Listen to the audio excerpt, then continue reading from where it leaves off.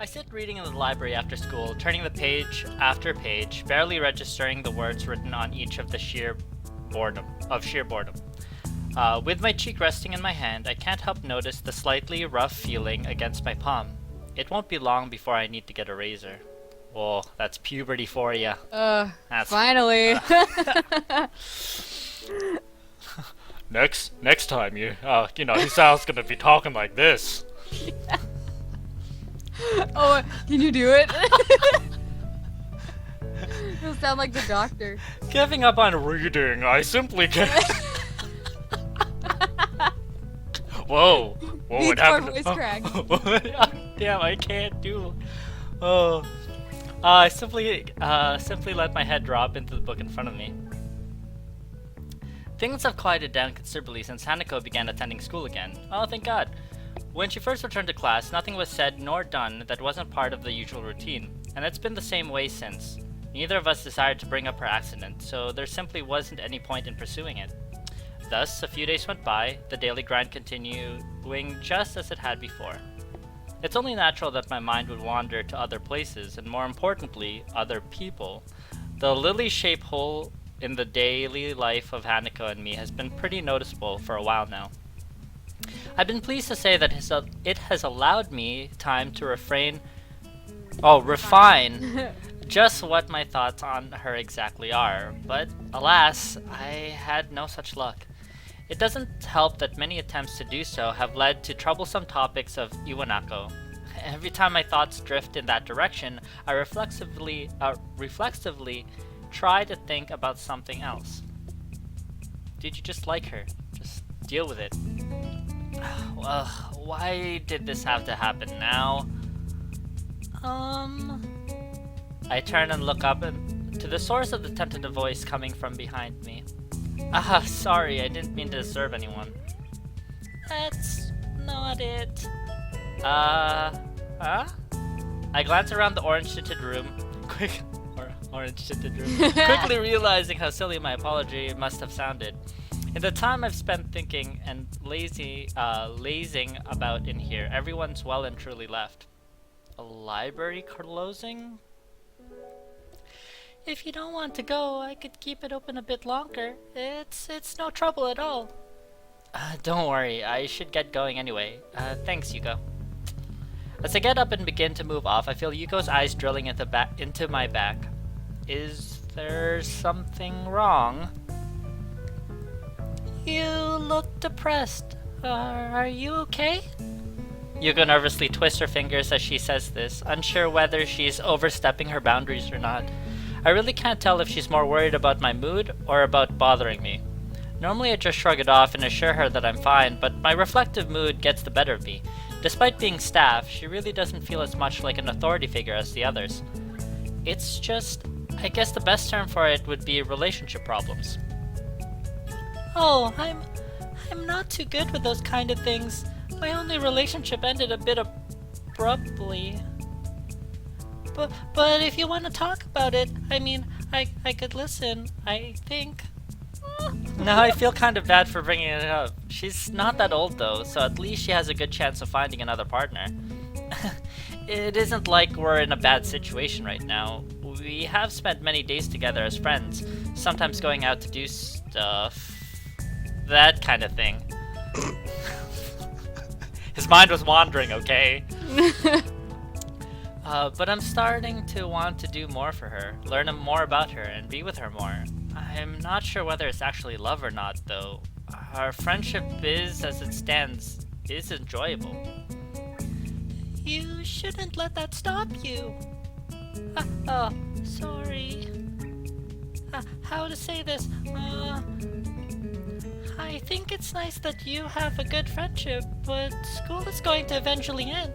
Do you think you'll be fine with not knowing if it could have gone further after you graduated? I guess that's the crux of the problem. I really have no idea what the answer to that question is. Well, I can't really help there. What your true feelings are is something you have to decide for yourself. But I think that if you do love her, you should definitely say something. After thinking about it really hard, I decided that even though my relationship didn't work out, it's still better that way than knowing if it might have or not. I never expected Yuko to sound so wise. It only makes sense that with more life experiences than I, she'd have a better idea about this. Well, I suppose not very much was actually answered. Talking to her has helped get it off my chest, and I have no doubt that I should confess if I really do like Lily. I give a slightly frustrated sigh. If only reading so much actually helped when it comes to situations like this.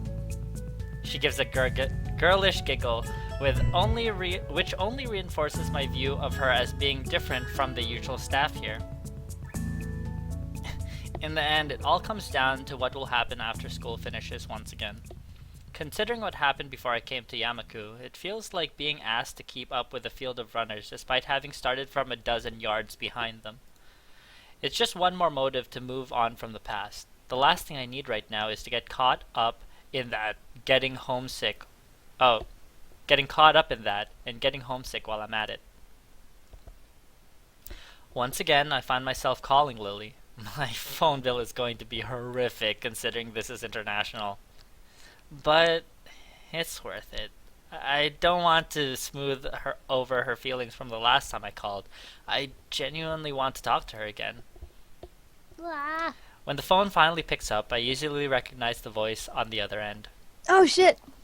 English! Sato!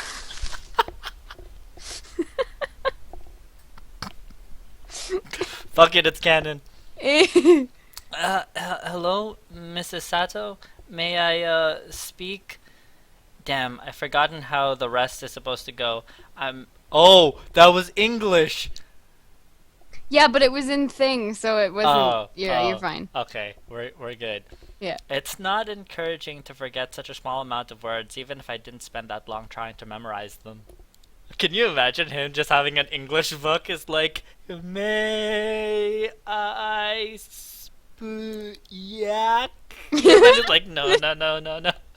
Damn, my 43. That little, like, electronic thing. Yeah. And he's just, like, typing it in and then... Speak to me. Tell me what to say. Speak. It's sort of like an automated voice. Oh, man. May I speak with Lily, please? I forget what I did for the mum. It was just standard. Okay. like Hello Lily. again, Hisao. Are you teaching yourself English? Just a little. I don't think I'm too good at languages in general. Oh, don't say that. Your pronunciation was good. I'll get Lily for you. Just wait a moment. I obediently wait as she goes off in search of Lily, the other end going silent. Lol, she hung up. That's like, I'll get Lily. Beep. Beep, beep, beep. Hello? No. Eventually, a much more awake-sounding Lily than the last time answers. The time over there must there being past noon by now. Hisao, are you there? Yeah, I'm here. Hi. Good afternoon. Sorry for taking so long. I was outside in the garden. Gardening? Unfortunately, I found I'm no good at it, so I just smell the flowers. I think my fingers appreciate it more. I take it Hanako's recovered a bit? Yeah, I just made sure she was eating, and eventually she righted herself. Thanks for the help the other day. I don't think I was really that much help. The main thing is that she's better, though. True. How's life over there then? It sounds like you've been living in nothing short of a mansion. I wouldn't call it a mansion.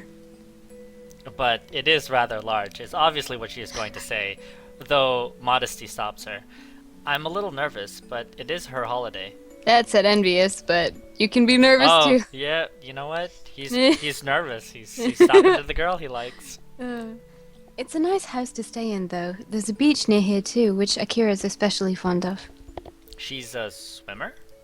She's constantly dragging me there to have swimming competitions, which she wins every time. Lily doesn't strike me as very athletic at all, so not being adept at swimming seems logical enough. The fastest I've ever seen her move is her understandably relaxed pace during her walks to and from the suburbs down the hill from the school. It makes the image of her swimming hard to imagine. The beaches there must look nice. Oh my god. He's nervous! They'd be less crowded than the ones around here, at least. You fucking idiot. Indeed, Akira says the area around here looks beautiful because it's so far outside the city. I only realized. You idiot! I only realized what I just said after saying it, but it doesn't bother her at all. It's still easy to forget that she can't see when she's not around, despite the time we've been friends. That said, the local accent sometimes makes communication a bit hard. It's a constant reminder that this isn't home. While the fact that she doesn't consider her parents' residence to be her home makes good sense, it makes me realize that I can't really answer whether the same goes for me. Graduation from Yamaku is distant enough to be difficult to view objectively, and I've spent so much time in the small room. I've come to accept the dormitory as my new home surprisingly quickly. I guess that would be hard to deal with. Is your knowledge of English holding up? Thankfully, I may be fluent, but being in a position where I have to use it often helps me in curbing my Japanese accent, so it's been useful practice. I hear you're trying. Hey! Oh. Get away from my line. Back! Back, you fool! Away! Step off! I hear you're trying to teach yourself English. More like memorizing a few lines, and failing at even that much. I'm really not cut out for learning another language. My admission of defeat draws an amused giggle. I believe that there are things one chooses to do in life and also things that are chosen for one to do in life. You can't take comfort in the fact that you're better than me in science and math, at least. You can take comfort. You can. You Yes. can. I can't read! I'm blind! All that's helping and all that's helped in is making me Muto's star student. That totally just made up for my flub. Yeah. Your blindness is rubbing off on me. No. I wouldn't worry about it. They're useful skills for many jobs, right? That's what he tells me. His face wait, I got it. Veritably lit up when I said I'd probably go into a career involving either. We both share a warm laugh at the event that has befallen each other in opposite ends of the world. It's nice and reminds me of our simple small talk that I've been missing ever since she left. As each of us waits for the other to begin speaking, I decide to push ahead with my feelings. Over the phone, dude? It's high school. I can He'll feel my learn. Yeah, I hope. I can feel my throat tightening up slightly. Well, let me see. The silence on the other end of the phone tells me she's given the words. Son of a bitch! The silence on the other end of the phone tells me she's given the words their due weight, but as it goes on, I can't help feeling more and more apprehensive. Thankfully, the silence ends almost as quickly as it had begun. I miss you too, Hisao. Goodbye. Bad idea! Abort! Abort! You're done fucked up, Hisao! Oh no! That was out of all the things that I expected to happen, that was not anywhere on the list. Well, later, bye. Time for another inner monologue. Goodbye, Lily. Once again, the phone is hung up. Simply and without any further ado. Ooh. The light, tentative, almost shy voice, her warm and soft tone. I'd simply be lying to myself if I were to say I don't recognize this feeling for what it is. The thoughts of Lily dancing on my mind, I start anticipating her return. Today has been a most excellent day. Most excellent. At least he's not bummed about that. Maybe I think we were. Yeah, I think like, we were maybe wait. reading too into it. Goodbye? Goodbye? What do you mean goodbye? If anyone was gonna read into it, it was friggin' Hisao. He reads into everything. Yeah, that's true. I sit listening to another of Muto's long-winded lectures, my mind wandering far from the scribbles of the dirty blackboard. What'd I say? Since I called Lily, my mind's been drawn in two directions. Both roughly lead to the same conclusion. I've started to feel oddly detached from my past life. It's only been a month and a half since I arrived here, yet the school's becoming a second home.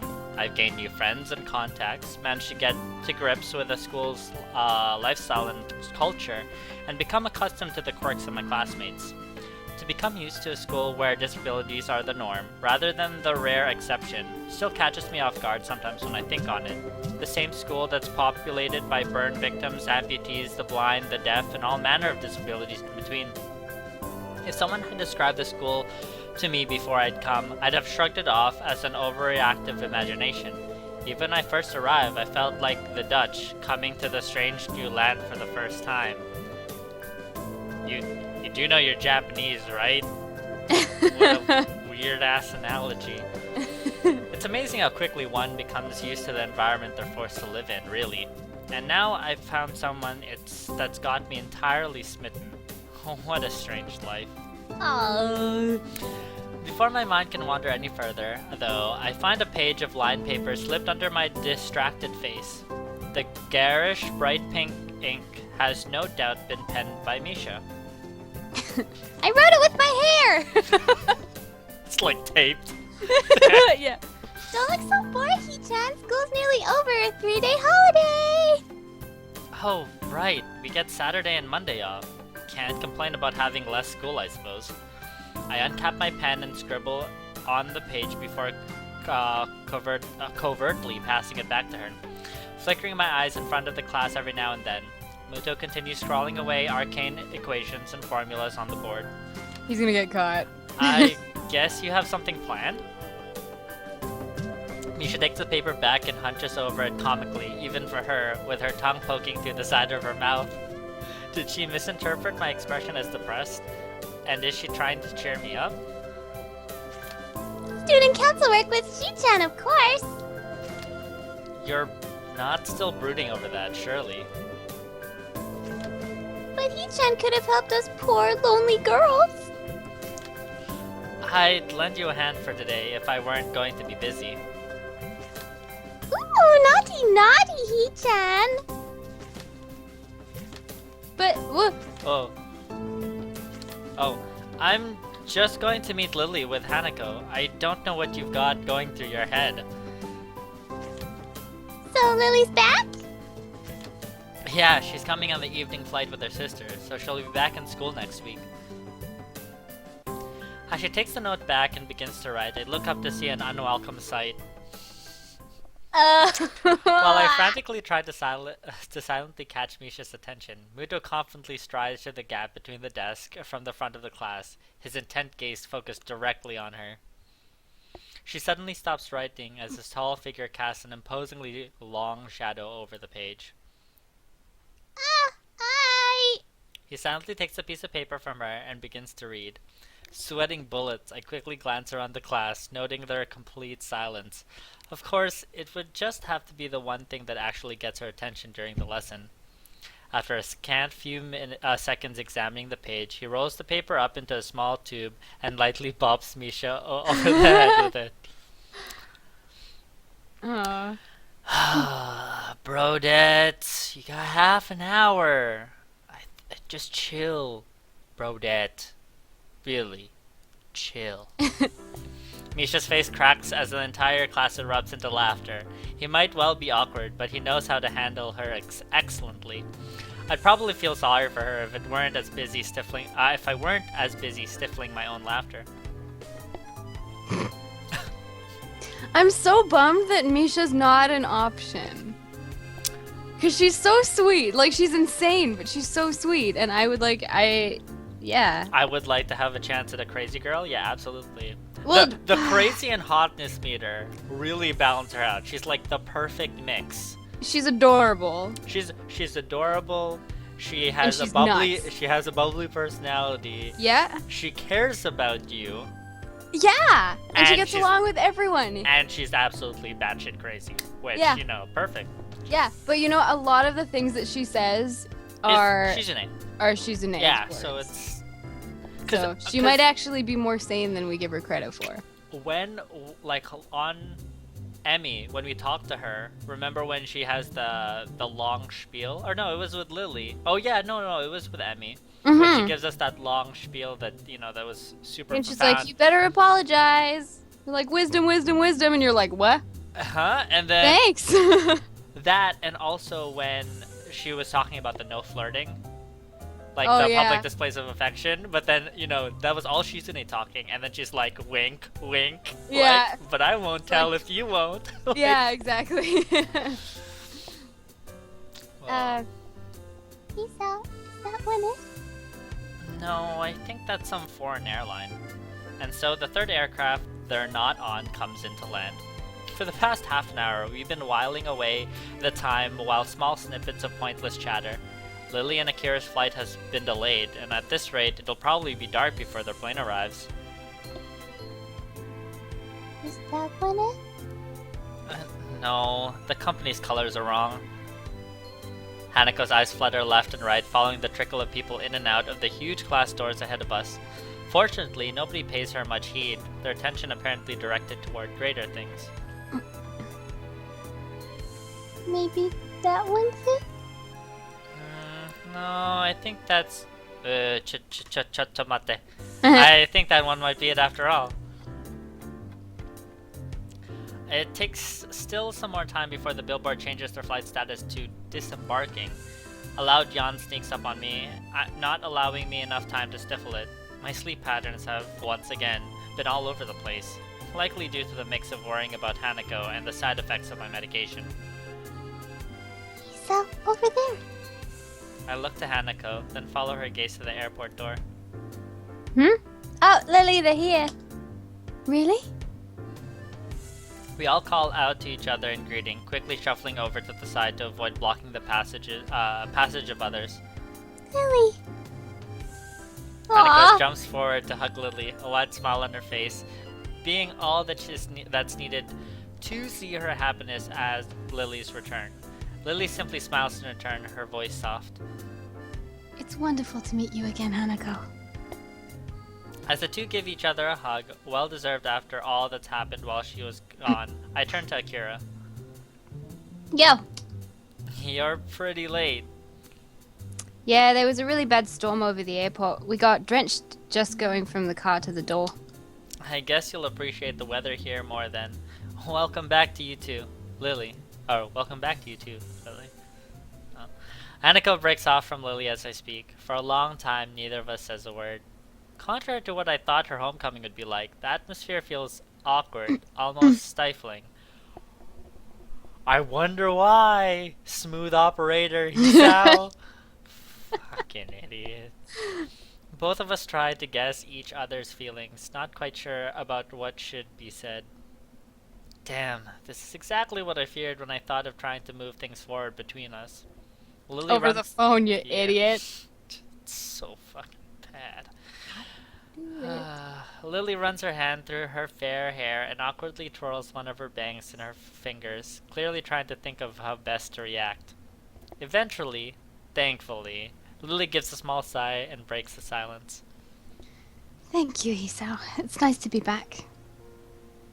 Are you okay? You look tired.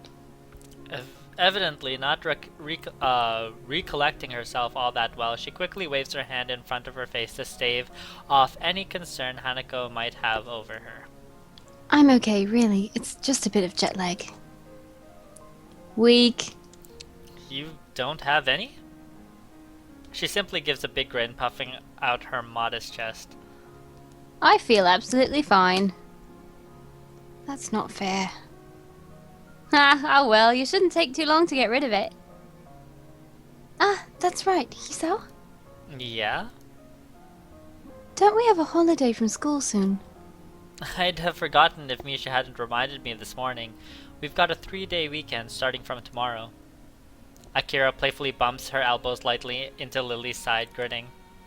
Told you you wouldn't miss it. Do you have something planned? If neither you nor Hanako are busy. I've got no plans. Oh, wait, I shouldn't sound so eager. So something to do would be appreciated. Right, Hanako? No, nothing. That's good. I was thinking we could go to my family's summer house for a bit of a quiet over the break. We've rarely used it recently, though, so we'd have to dust things off a little while we're there. Oh? Sorry, my Japanese isn't very good anymore. it's okay. Where is it? Up north in Hokkaido. The place is practically deserted, so it should be a nice quiet break for you guys. You're not coming? Nah, got a little holiday of my own set up with my boyfriend. I lower my eyes at her, suspicious of her intentions. That sounds like we're just cleaning up the summer house for you. That's perhaps a valid conclusion. Both of us zero in on Akira, her face somewhat evasive, looking like we were right. That's just a convenient bonus, really. Me and the guy left it in pretty good condition we were there, I promise. I promise. Nothing weird. Nothing weird. Fucking condoms everywhere. Don't ask me any more questions.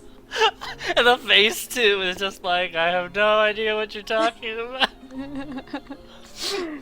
There's like Kids. wine bottles and Now then, I'm out of here.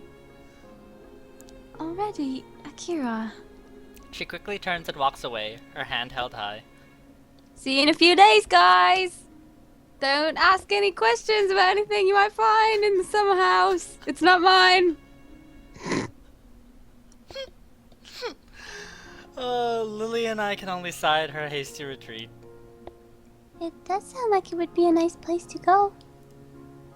Lily gives an enthusiastic nod, taking her carry bag in one hand and placing her other on Hanako's shoulder for guidance as we begin to make our way to the taxi area. After the fracas? Yeah, fracas of the past few days, spending a weekend in the country alone with her and Hanako sounds like a dream. The more I think about it, the more sure I am. This will be the right time and place to confess my feelings to her. Third wheel. Poor little Hanako. See, with Rin, Rin didn't mind. Because Rin's, Because Rin high was as a high all kite. the time. Yeah. Yeah, she didn't even know where she was. She even walked in on the whole grind session. Yeah. The naked grind session. Yeah, I don't and know. she didn't even bat an eye. But Hanako, I don't know. Pardon the insensitive pun, but that will scar her for life.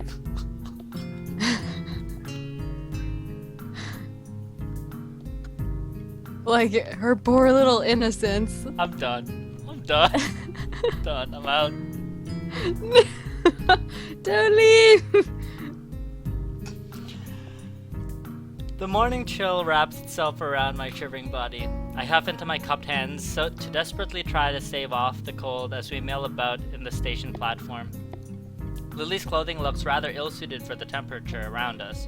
I can only hope it's indicative of what she expects the weather to be like at our destination. Damn it, Lily, why do we have to get up so early? Unfortunately, the train schedule is against us. The next train to Hokkaido is at 2 in the afternoon. Great, just great. I pause a moment to wipe some sleep out of my eyes, and Lily promptly takes advantage of the opening. Cheer up, Hisao. Once we get there, it'll be much warmer.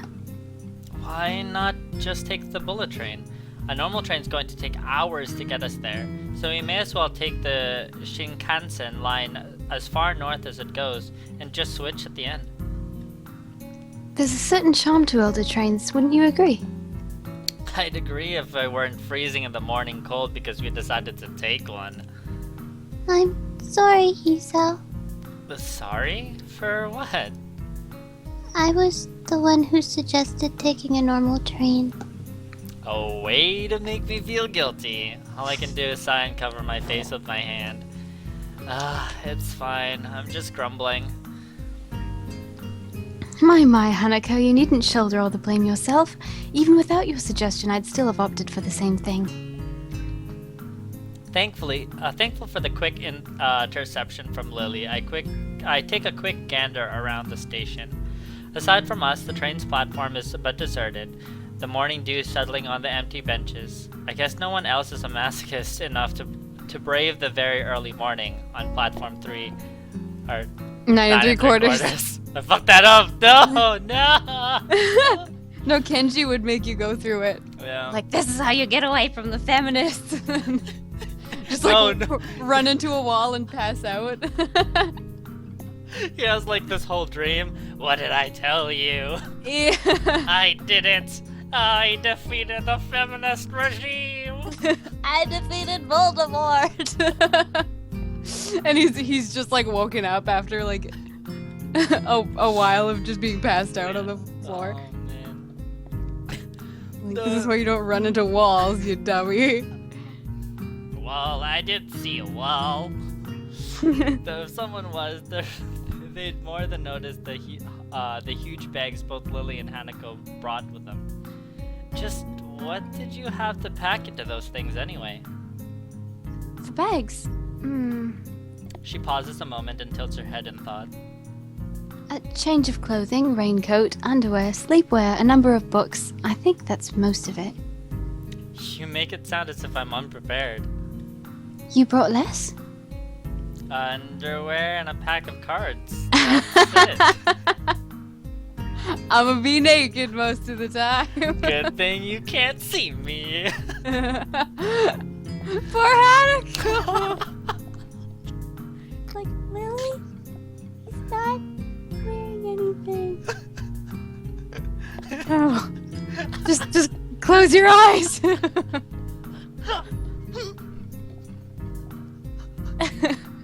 I'm so done with this trip. What the fuck? And my pills, but never mind that. No pajamas. I sleep in the nude, don't you know? Damn, I knew I forgot something. As I ruffle my hair in frustration, Lily sighs. There should be clothes you could use there.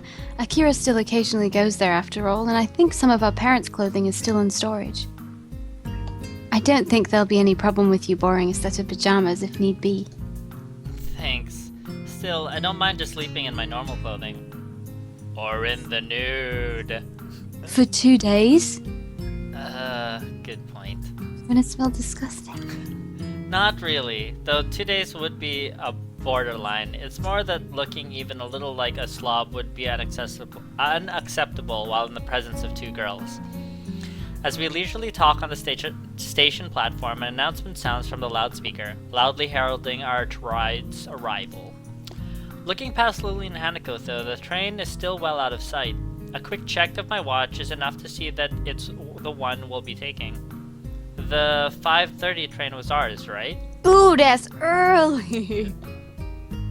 Correct. I was really expecting him to be just grumbling over nothing, but 5:30 is actually... Yeah, that's hella early. Yeah. Either of you want me to take your bags? Mine's not exactly heavy. My, that's very gentlemanly of you, Hisao. Don't accept too reluctantly now. Mm. As I bend down to pick up Lily's large bag, I look up to see Hanako picking up hers. You fine with that? A silent nod's the only answer. I'm starting to get the feeling that by the trip's end, I'll be able to count every sentence she said on one hand.